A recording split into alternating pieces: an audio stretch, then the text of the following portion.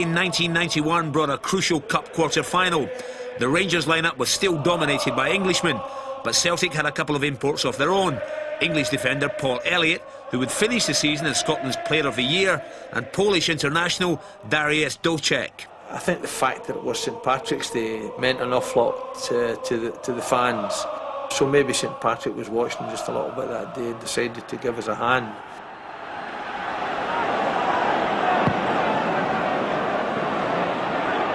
Coyne going to touch, there's Craney! Celtic are ahead! It's Jerry Craney in the 6th minute of the match. It's the perfect start for Celtic. Craney gets his 10th goal of the season, but he owes this to Tommy Coyne. Look at that good head flick, allowing Craney to get there ahead of Nisbet and leave Woods without an athlete. Absolutely brilliant goal by Craney. A brilliant leap by Tommy Coyne under pressure from Richard Gough, but Craney's made a run just off shot there and fired an unstoppable volley into the bottom corner.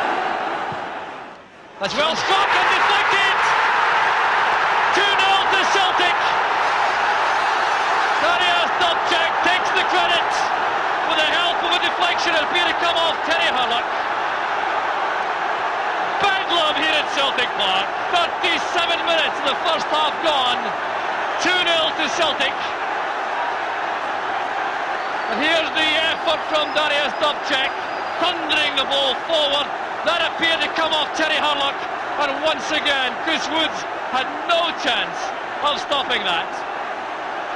It was a thumping strike by Dolček. I think Chris Woods probably had it covered, and the deflection, just a wicked deflection, just took it out of the reach of Chris Woods. Tommy Craig out of the dugout with some instructions from the Celtic players. Gately is onside. That's for Halmstad, great chance here for Rangers.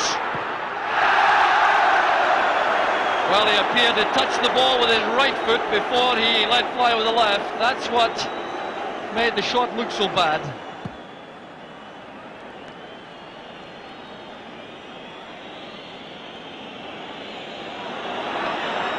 Now Ian Ferguson lining up this free kick. He has tremendous power in his right boot. Charged down by Grant, and Grant is now in there, very serious trouble. He's being ordered off. Peter Grant is ordered off for charging the free kick too early. Paul McStay protesting vehemently to the referee. But it's Peter Grant who will take no further part in the match. The second ordering off of the season. He was ordered off against Hibs on the 5th of January. We'll see how this happened. It came from the free kick, which Ian Ferguson went to take. There's Grant, number 4 on the edge of the wall. He's already off his mark. And there is the breach of the rules, which has resulted in the early departure for Grant. Elliott will not be denied in the air for Celtic. And there's a backlash by Hurlock. Hurlock's in trouble. He's clearly going to be ordered off. There can be no other outcome.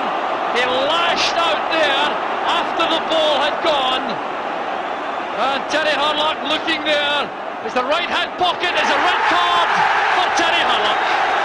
The victim was Tommy Coyne. An act of complete folly by Hurlock, right in front of the referee's eyes. And Terry Hurlock makes the long, lonely walk to the dressing room, going past the Rangers dugout there. Walter Smith gazing out without making any reference to Hurlock. So here was Hurlock. The challenge came in from Coyne. Hurlock didn't appreciate it, and then you'll see him lashing out there with the right arm. That's why he was ordered off, and really, I think the referee had no option at all.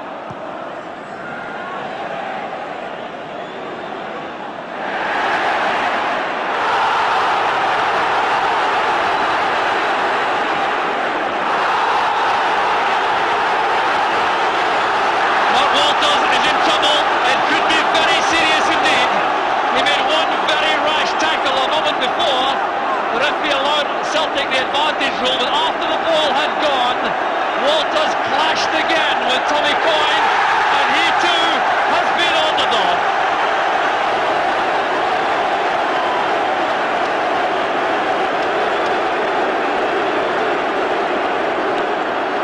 there's more trouble over on the far side.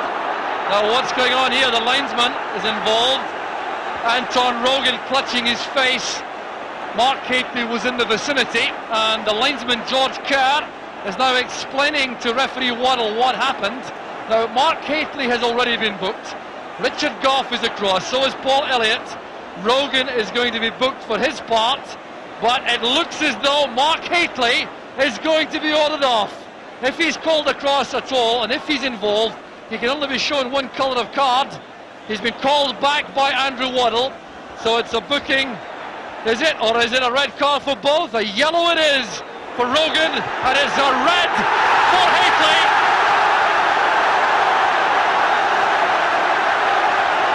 The long walk for Mark Hateley. He lost his head without question as the game wore on, and the inevitable result is an early bath for the England international. It has been by no means a classic football occasion, although Celtic went about the task in the first half extremely well with a committed, fast approach, which won the game in the end. There's the final whistle. Celtic are the winners by 2-0. Jerry Craney in 6 minutes. That is Dubček in 37.